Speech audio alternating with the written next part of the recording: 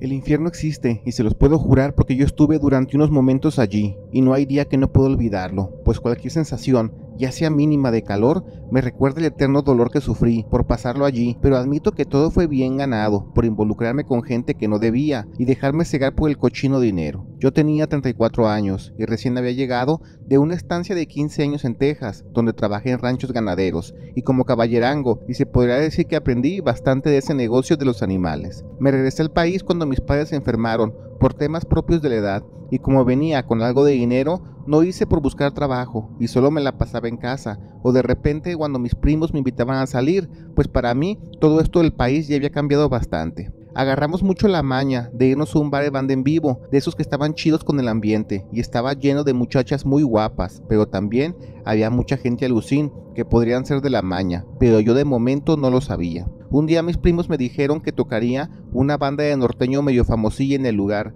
y me avisaron que llegara temprano, como a las 9 de la noche, pues ya teníamos una mesa reservada para todos. Yo fui el primero en llegar y estuve solo en la mesa cerca de 30 minutos, porque nomás no llegaba nadie de mis primos. Me mandaron un mensaje de que un carro los chocó y por el tiempo con las aseguradoras no van a alcanzar a llegar a la mesa, que si me quiero ir no hay bronca. Luego armamos otra fiesta. Yo ya había pagado mi botella y estaba echando vino solo, así que le dije al mesero que ya me quedaron mal, que si quiere disponga de la mesa, pues mejor yo todo esto me lo tomo en la barra. Fue que el mesero pasó un grupo de personas, y uno de los señores de ese grupo dijo que no hace falta que me vaya de la mesa, que me quede con ellos, pues a final de cuentas yo llegué primero, y se los juro por Dios que solo acepté porque las sillas de la barra eran muy incómodas donde estaba tomando. Ya sentado con ellos me doy cuenta que los meseros los tratan como reyes, y tenían botellas de tequila, de las más caras, por toda la mesa. También las chavas se arrimaban por montones. Platicando con ellos les dije que recién llegué al país y me dedicaba a la crianza de caballos,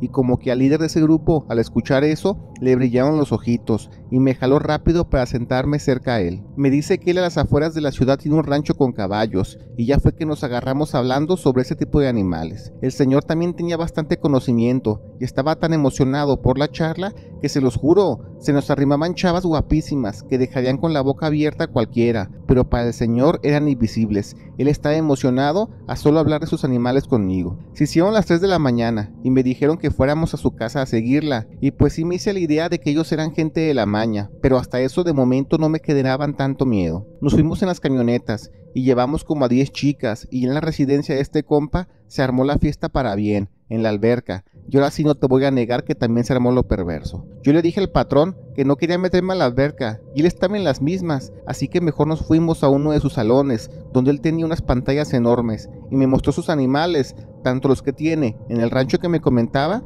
y los que tiene pensado comprar con un supuesto proveedor de Canadá que tiene los animales más finos de la mejor línea. Ya tomados, el patrón me ofreció trabajo como contacto con él para importar esos animales, y como sé manejar el idioma inglés y sé también bastante de estos animales, yo les sería de gran ayuda, y yo de menso en ese momento le dije que sí, pues yo no estaba en mis cabales, estaba tomado, y también ese fue un error, yo lo admito. Yo me imaginé que como esa gente está tan acostumbrada a que nadie les diga que no, que con decir que ahora trabajan para ellos, nadie se animaría a llevarles la contraria. Pienso que así fue mi caso. Ese día nos amanecimos tomando, y para poder llevar el ritmo a estas personas sacaron el vicio, y ahí me tienes, bien paleteado, sin dormir, rumbo ahora al rancho para ver los supuestos caballos. Estando allí vi los animales, eran hermosos. Allí platicamos, tomamos, y no sé qué habrá visto en mí el patrón, porque me trajo durante una semana pura fiesta y platicando de sus animales. No te voy a negar que lo disfruté, pero fue a medias, porque quieran o no, siempre estaba el gusanito de que son gente peligrosa,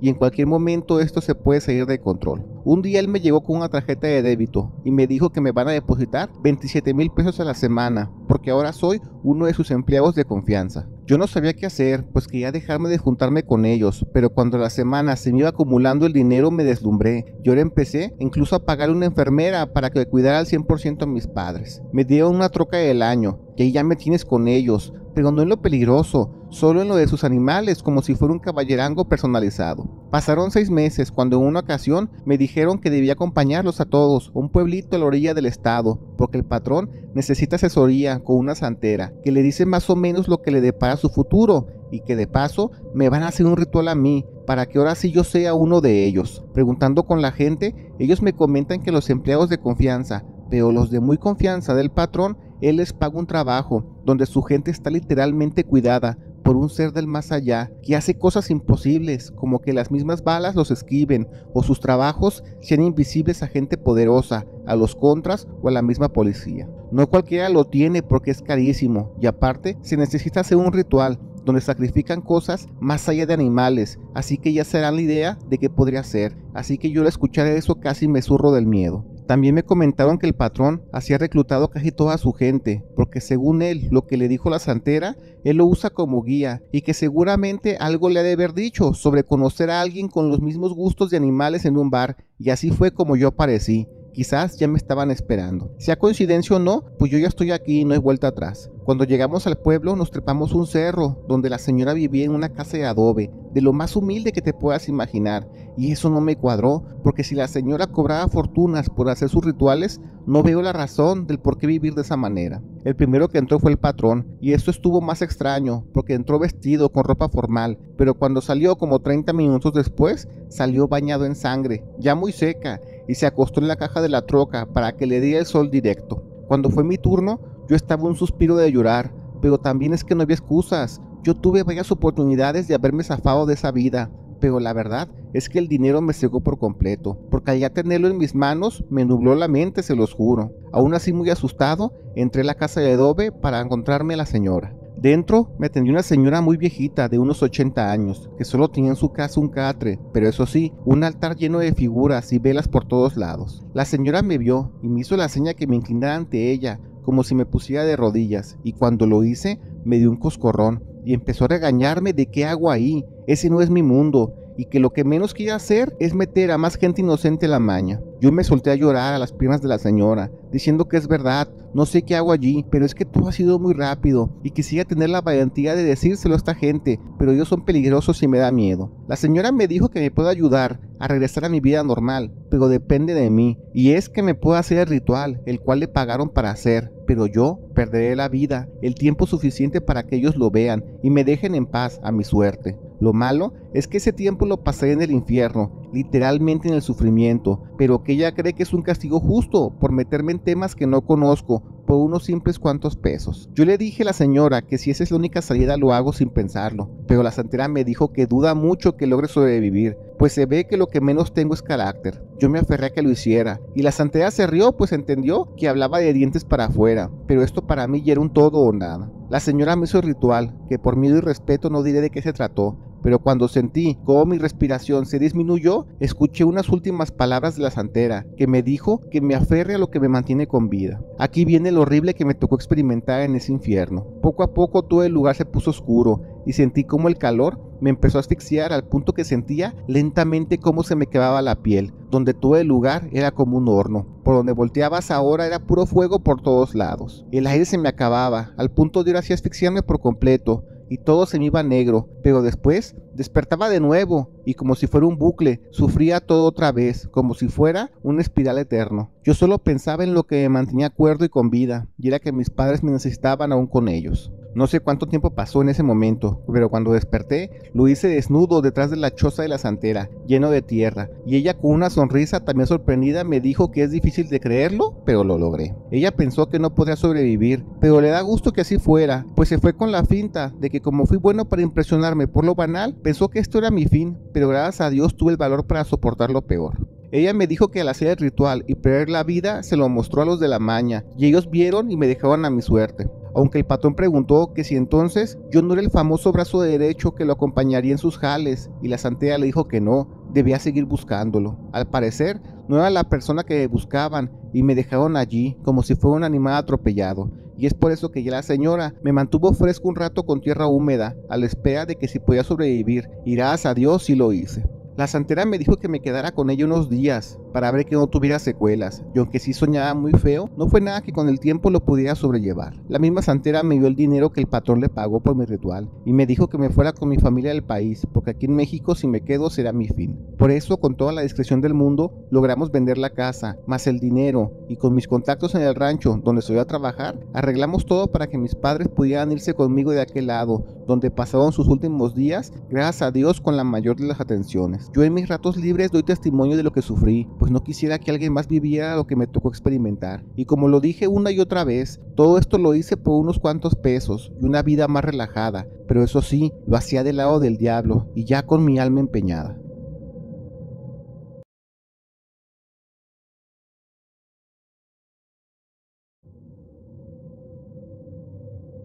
Mi papá falleció ahora por el COVID, por problemas respiratorios a los 87 años, y gracias a Dios lo hizo de una manera muy tranquila, en su casa y con sus seres queridos. Sus nietos siempre lo veían como alguien muy enojón, y hasta les generaba miedo acercarse, pero la verdad con mi papá es que él simplemente era alguien muy serio, pues apreciaba mucho el silencio y la tranquilidad. Por eso siempre todas las mañanas lo veía sentado en la terraza del patio, se aventaba hasta 2 horas él solo, escuchando música en su mecedora y comiendo cacahuates, que eso sí, para esa botana no tenía llenadera. Cuando fue su cumpleaños hicimos una comida en su casa en su honor, recordando su legado, y cuando los nietos empezaron a decir sobre que su abuelo era alguien muy respetuoso, pero muy enojón, fue que me sentí con derecho a contarles el por qué él era así, pues aunque no lo crean, a él le tocó vivir de todo, desde pelear en la sierra hasta tener contacto con extraños seres de la tierra, cuando le tocó ser seguridad de una mina y no le quedó de otra incluso de hacer equipo con quien menos lo esperas, pues así es el plan de Dios, es simplemente perfecto. Sobre mi papá, él fue el último de su apellido que hizo carrera en la Armada Mexicana, pues ese camino se acabó conmigo y mis hermanas,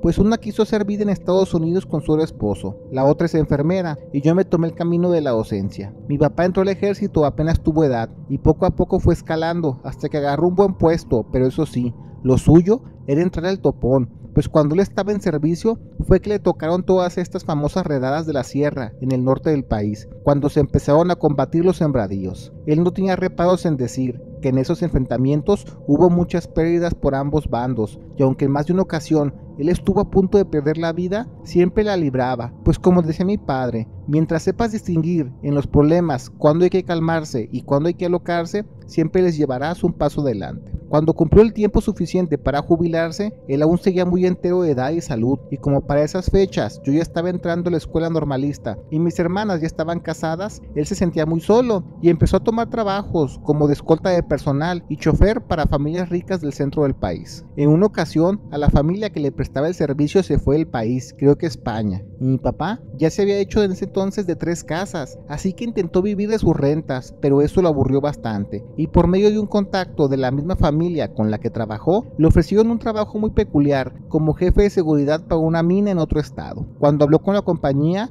tenían oficinas en Ciudad de México, y ellos no anduvieron a medias tintas y le dijeron la neta, que el trabajo es muy bien pagado, pero es porque existe la posibilidad de que si hay que cargar el gatillo, hay que hacerlo, porque como el material que van a extraer de la mina es de alto valor, se tiene la idea de que la maña seguramente querrá su rebanada, entonces habrá que hacerles frente. A mi papá le encantó la idea, pues él se notaba que lo que buscaba era aventura, recordando sus ayeres, y cuando nos dio la noticia, a mí y a mis hermanas la verdad es que no nos preocupó, porque la neta tú veías a mi papá y daba miedo, por ende sabíamos que él sabría cuidarse solo sin ningún problema, y también cuidando a los que lo rodean. Cuando él llegó al pueblo base donde estaba la mina, mi papá se instaló en una casa muy humilde y de buenas a primeras hizo como un sondeo de la zona, de toda la región, para saber si es verdad que la maña estaba bien levantada en la zona, y pues sí, técnicamente toda la comunidad vivía de la siembra en la sierra, ya saben de qué planta. Mi papá se mantuvo al margen y cuando ya llegaron a las instalaciones de la mina, que en sí solo eran un circuito de trailers, unas bodegas amuralladas, porque en esas eran donde escondían los detonadores de piedra y una que otra cosa de seguridad. Los empleados eran gente de la zona y lo primero que se dio cuenta mi papá es que ellos no eran mineros experimentados, porque no tenían ni la complexión ni el conocimiento, más bien solo era gente que movía cúmulos de piedra con la maquinaria para seguir el paso de la montaña que estaban dinamitando. Quizás mi papá primero pensó que sería como en las películas, ¿no? Que entras a una cueva enorme y sacan todo en carritos, pero aquí simplemente era más demoler, explotar y acarrear. Durante casi 9 meses mi papá cuidó el lugar y a más días pasaban, él ya no entendía el por qué necesitaba que estuviera armado para vigilar junto a otros 2 guardias que lo apoyaban, pues pues ya conociendo a la gente del pueblo, incluso conociendo a gente de la misma maña, se dio cuenta que ellos ni les pasaba por la cabeza tomar tajada de lo que ellos sacaban de la mina. Lo suyo era siempre enfocarse en la sierra y nada más, con lo que sembraban, no volteaban a otros lados. Mi papá dice que los fines de semana se hizo la costumbre de ir a las cantinas del pueblo a echar vino, y que en uno de esos tantos días pues hizo público el chisme, que mi papá en su pasado fue soldado, y le tocó dar topón a la tipo de gente de la maña, no del pueblo, del norte del país, pero sabían que no era personal, solo eran contrarios en otro momento, así que no le guardaban rencor. Poco a poco, ganando su confianza y su amistad, acabaron siendo amigos de la bola y todo el rollo, y así mi papá conoció al pesado de la zona, y ya por fin hablaron sobre la mina, pues no es la primera vez que llegaban a dinamitar. Él dijo que hace como 15 o 20 años llegó también una empresa gringa y empezó con lo suyo, pero después de unos meses se fueron, dejando todo a la intemperie. Nadie sabe qué pasó, porque ellos se quedaron incluso con la maquinaria, y después de 5 años, sin saber que alguien la reclamara, pues entonces ellos la vendieron. El patrón dice que pues sabrá Dios qué habrán encontrado, como para irse dejando todo a su paso. Fue el mismo pesado de la maña, el que le dijo a mi papá que seguramente le vieron la cara, porque le vendieron la idea de que en ese trabajo podría haber enfrentamientos con la maña, pero no es así, porque como podrá ver, a ellos no les importa nada de lo que la mina saque, ellos tienen sus ojos en otras cosas, pues lo que menos quieren es llamar la atención. Al final le dijo que a lo mejor lo que ya han armado y listo, para lo que pudiera salir dentro de la montaña, y fue allí que mi papá ya lo entendió todo. Lo querían como seguridad, no para afuera del cerro, sino lo que hay dentro. A partir de esos días, ahora veías a mi papá bien metiche junto al personal que movía las piedras calizas, pero sobre todo con los que dinamitaban para seguir avanzando. Se empezó a involucrar más y más en las funciones propias de los mineros, y ellos comentaban que la neta no son minas lo que están haciendo, porque lo que menos hacen son cosas de mineros. Ellos solo dinamitan los escombros y se llevan las piedras de un lugar A un lugar B. Si siguen esta chamba es porque les pagan el triple de lo que harían en cualquier empresa minera del país, sobre todo de las que sacan plata, ya que en teoría esas son las que mejor pagan en el gremio minero. Mi papá decía que él presentía que algo se venía y por ende empezó a montar turnos con los otros dos guardias con la encomienda de que se venía algo grande, pero lo curioso es que no sabían qué podría ser. A las 2 semanas de esa interesante charla con el pesado de la maña, mi papá dice que eran como las 4 de la tarde, cuando el sol estaba bien bravo y a todos les daba de frente, cuando escucharon el silbatazo con clave de que todo el mundo se tapara los oídos, porque iban a dinamitar un pedazo del cerro. Cuando se sintió la explosión, vibró toda la zona, pero en esta ocasión fue diferente, porque no era sólido ese tramo del cerro. Había un boqueto enorme, una tipo cueva gigante, que hizo que el sonido fuera más hueco, y de paso también salieran volando muchas piedras pequeñas, a pesar de que fue una explosión controlada. La cueva era del tamaño de una portería de fútbol, y ahora sin saber qué hacer, se esperaron hasta el día siguiente para mandar a alguien al pueblo y echar una llamada a la empresa para dar el reporte de la situación y saber qué seguía ahora, si manteniendo línea o ya empezar a dinamitar otra parte. Allí fue que mi papá entendió que esto iba más allá, así que le dijo a uno de los guardias que fuera al pueblo, pero no avisara a la empresa, no, que fuera con el pesado de la maña y que le mandara unos cuantos elementos de su gente para velar el lugar toda la noche, pues él presentía que se venía algo. Cuando llegó el guardia lo hizo con el pesado de la maña y 5 personas armadas. Mi papá les explicó todo lo que pasó y la gente de la maña les dijo que hicieron lo correcto, pues ellos también creen que esa mina es pura fachada y la verdad es que están buscando algo más. Echaron guardia toda la noche y cuando el frío estaba ya tan helado que congelaba los pulmones, fue cuando vieron que salieron estos extraños seres del boquete tipo cueva que habían abierto. Salieron una docena de ellos y a palabras de mi papá, él decía que esos seres eran como humanos, pero muy robustos, grandes de espalda, caminando encorvados en 2 patas, pero eso sí, todos tenían apariencia de reptil. Todos estaban atentos. Mi papá estaba con gatillo en mano, listo para hacer el desorden, pero mira, el pesado de la maña resultó ser mucho más centrado y listo, porque él rápido llegó a la conclusión que seguramente esos seres salieron ahora que el frío está muy fuerte, porque seguramente vivir bajo tierra, el calor es algo que les afecta, y también el sol, pues me imagino que jamás lo han visto. Mi papá, al ver que el pesado tomó el mando de la situación, se invirtieron los papeles y se quedó a expensas de lo que él dijera. y gracias a Dios, el pesado de la maña razonó con mesura y mucha inteligencia.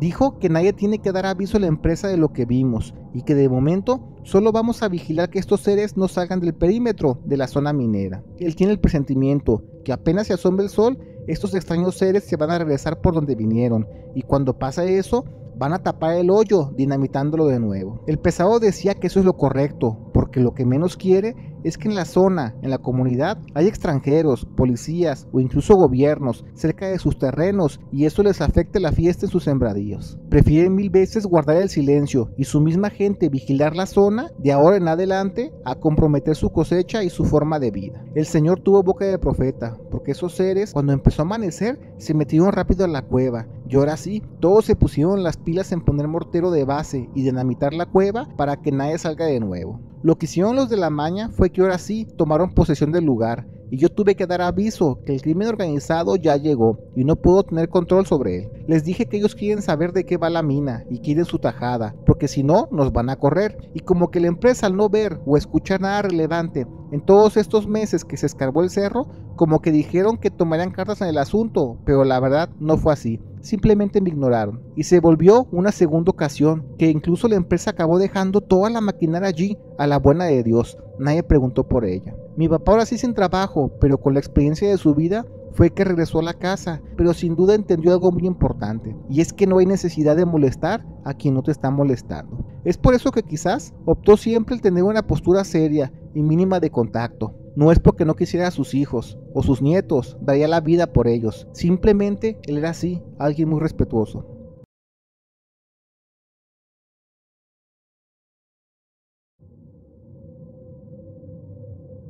No me siento muy orgulloso de esta etapa de mi vida, pero pues qué más puedo decir. Solo que gracias a Dios estoy fuera, porque después entendí que no importa que te partas la espalda por unos cuantos centavos, siempre y cuando sea de manera honesta. Por obvias razones, muchas cosas las diré entre líneas, así que espero me entiendan. Soy de una comunidad, en un estado que es muy famoso por solo sembrar vicio, y por ende, en el pueblo donde viví, solo había de dos sopas, que era meterse a la maña o irte a Estados Unidos a jalar. Pero pues uno siendo joven y muy alucín, empezamos a levantar la mano a que nos jalaran a la bola. Cuando se disparó la famosa guerra contra el crimen organizado de Calderón, no quedó de otra que llevarse a entrenar a quien sea, o mínimo fuera de su interés. Por ende, muchos chamacos nos fuimos a la bola. Como yo tengo tíos que llevan años en eso sin ningún rasguño, pero dándose la buena vida, me deslumbró cómo tenían sus carros, sus casas y sus mujeres, y pues allí me tienes, yendo con más vecinos de mi edad a meternos a la boca del lobo. Después de traernos varios meses como peones haciendo mandados y andando de halcones o punteros, se puso más intenso el pelear la zona y ya fue que nos enviaron a entrenar a un despoblado de la sierra. Aquí es donde empieza cómo fue que descubrimos que en nuestro viaje se había acoplado a alguien que sin duda no acabó siendo humano. Nuestro líder ya nos había dicho que serían de 4 a 5 meses de entrenamiento en la sierra y que vayamos mentalizados, que hasta no podremos regresar con vida, porque estas ya son palabras mayores, pero los que íbamos, que éramos 12 personas,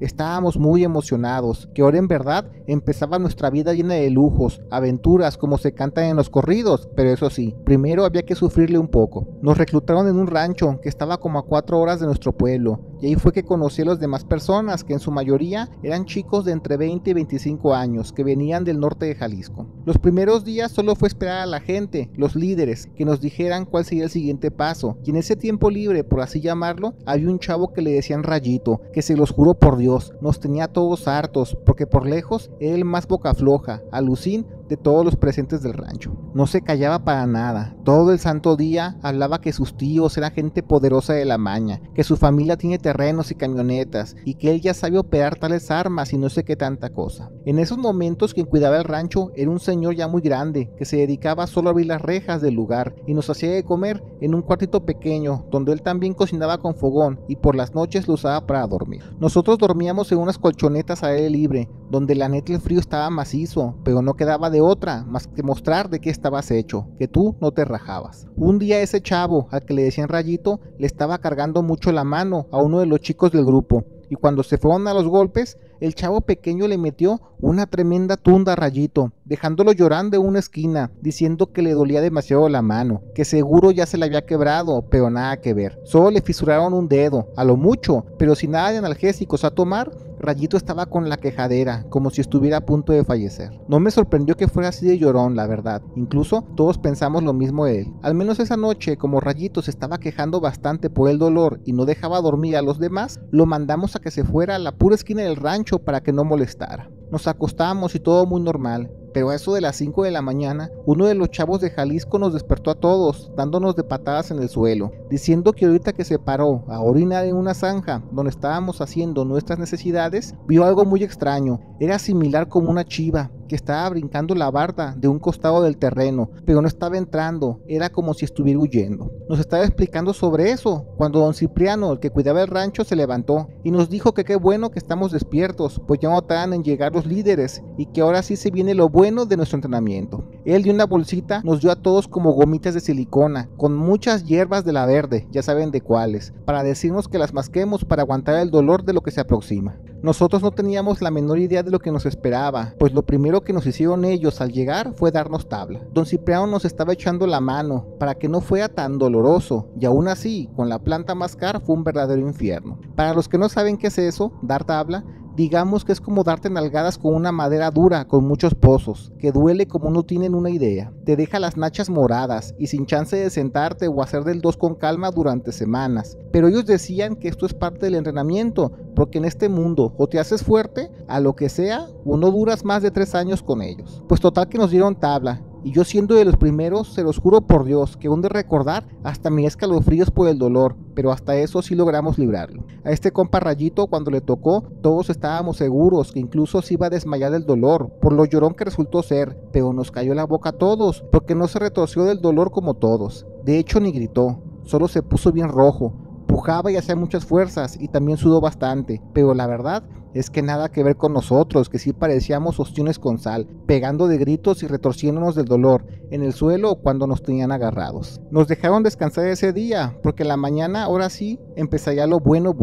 Como todos estábamos muy cansados por el dolor, se durmieron rapidísimo, eso sí, todos con las nachas al aire. Yo no pude dormir y me quedé platicando con don Cipriano, que me estaba diciendo que era un menso por meterme en este mundo, pero pues el que más puedo decir, si también se metió en esto y ve cómo acabó, sin nada, en un rancho alejado de la mano de Dios. Me dijo que en su vida le tocó tabla muchas ocasiones por quedarse dormido estando en las vigías o cuando llegaba bien loco a los jales, pero pues eso ya es toro pasado y al menos llegó de viejo. También me dijo que este grupo de jóvenes salimos muy llorones y yo le comenté que ni tanto, pues el chavo al que le dicen Rayito, aquel que un día antes se peleó con otro chavo y se lastimó la mano, no hizo nada de escándalo, de hecho ni gritó. También le dije que me sorprende, pues allí en la noche este mismo chavo Rayito estaba tan quejumbroso por el dolor de su mano que lo mandamos a dormir al final del rancho para que no molestara, pegado a las bardas. Cuando dije eso, don Cipriano me metió un zape y claramente enojado me jaló para meterme al cuarto donde duerme y seguirme regañando. Me explicó que nos equivocamos mal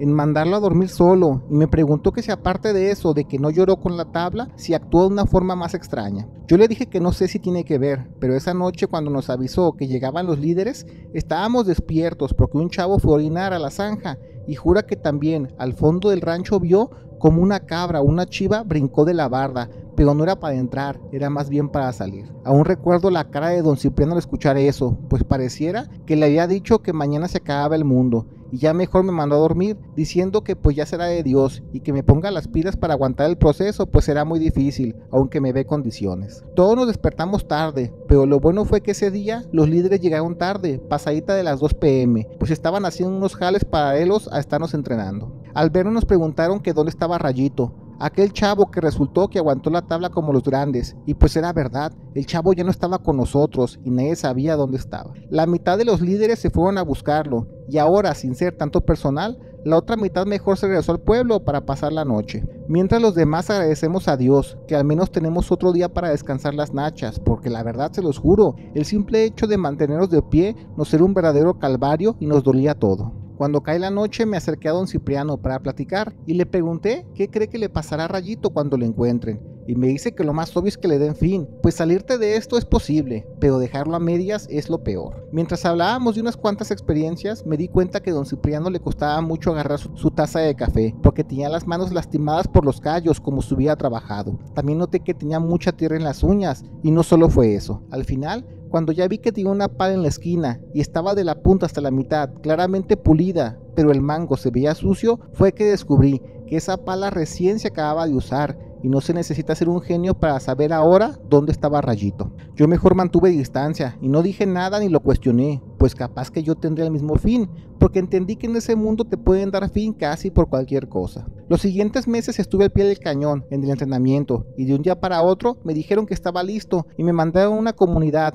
a cuidar unos negocios y unos ranchos que eran de un patrón de la zona, y de esa manera me ausenté casi 5 años de mi pueblo. Cuando regresé, recuerdo que las semanas me mandaron a llevar a unos chamacos al antiguo rancho donde me entrenaron, y ya siendo alguien más o menos con jerarquía, me sentí con valor y con la confianza de hablar con don Cipriano sobre aquella vez que me tocó estar entrenando en ese rancho. La neta me dio mucho gusto verlo, ahí andaba igual, cuidando el lugar, y nos echamos una buena platicada, como si fuéramos ya amigos de toda la vida. A él le dio gusto verme, pues en este mundo me dice que simplemente la gente desaparece y ya nadie pregunta por ti. Yo la neta pensé lo mismo de él. Después de unos vinos le dije que derecha la flecha y me diga qué pasó con aquel chavo que le decíamos Rayito, pues yo tengo una teoría de lo que pasó, y don Cipriano me lo confirmó. Él mismo le dio fin, pues él ya no era uno de nosotros, era un demonio, y lo confirmó cuando después de enterrarlo esperó unos minutos para ver cómo se empezó a esparcir la tierra, y me jura por Dios que vio salir una chiva que huyó trepando la barda sin mirar para atrás. No es la primera vez que pasa, pues él ya tiene más de 20 años en este negocio, sobre todo cuidando este lugar, y es por eso muy importante que todos duerman juntos en la misma zona para cuidarse entre ellos. No sabe cuál es la intención de ese demonio, pero me dice que hace como 12 años en un entrenamiento uno de los reclutas se puso muy loco y acabó con casi todos en un ataque de histeria. Gracias a Dios el encargado, el que les enseñaba a manejar las armas, logró darle suelo, y cuando lo enterraron vieron exactamente lo mismo que me contó. Otro ser extraño, como una chiva, salió de la tierra, huyendo hacia la sierra. Es por eso que de esa manera a él lo dejaron de lleno allí, pues necesitan que eso no se supiera o volviera a pasar. Y a la fecha solo ha pasado otra vez, con Rayito, y que hace como un año otro chavo que igual le dieron fin, pero acabaron diciendo que huyó por miedo. Yo estaba muy sorprendido por todo esto y me mantuve callado sobre ese lugar. Gracias a Dios, un día simplemente dejé de recibir dinero y preguntándole a mis jefes, ninguno estaba en la zona, o estaban desaparecidos o les habían dado fin. Todo esto porque estaban huyendo o acomodándose, pues ahora sí se había soltado el infierno en México. Y después de un año donde literal no sabía nada de nada, vi mi oportunidad para irme de ese mundo. Me fui a los Estados Unidos, donde ahora trabajo en la construcción, y no me quejo, la verdad. Tú, si estás escuchando esta experiencia y andas pensado en meterte en este mundo, te puedo decir que no solo le batallas con los contras, o con la policía, o con las fuerzas armadas, también le sufres con seres del más allá, pero de los muy malos. Gracias por ver el video. Te recordamos que todos los días subimos nuevas historias, así que activa las notificaciones. No olvides darle like y comparte, pero sobre todo comenta. Queremos saber qué es lo que la comunidad de México Inexplicable tiene para decir.